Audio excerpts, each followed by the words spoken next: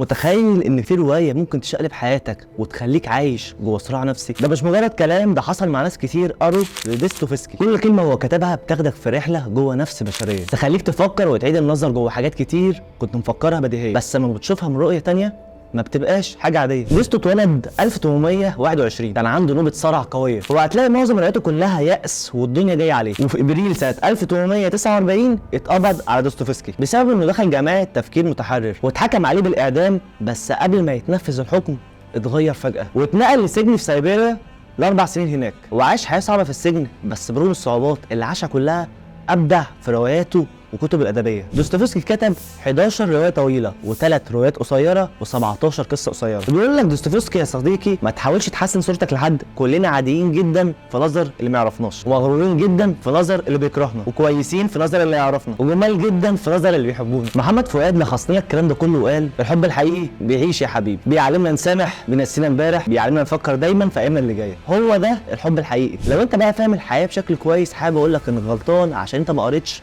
لدوستويفسكي زي الليالي البيضاء، الفقراء، المغامر وغيرهم كتير. وبعد ما بتقرا روايه من دول هتشوف الدنيا بمنظور جديد. الراجل ده هيخليك تفكر جوه عقلك الباطن. ده غير كده انك هتشوف العالم من ناحيه تانية ما كنتش تتخيلها. جرب تقرا له كده، ممكن تكتشف ان الحياه فيها حاجات كتير اكتر ما كنت انت تتخيلها. صحيح دوستويفسكي مات سنه 1881، بس رواياته ما ماتتش معاه وعايشه معانا لغايه النهارده، واعماله بتلهم اجيال ورا اجيال، وبيكون واحد من اعظم الادباء اللي جم على مر التاريخ.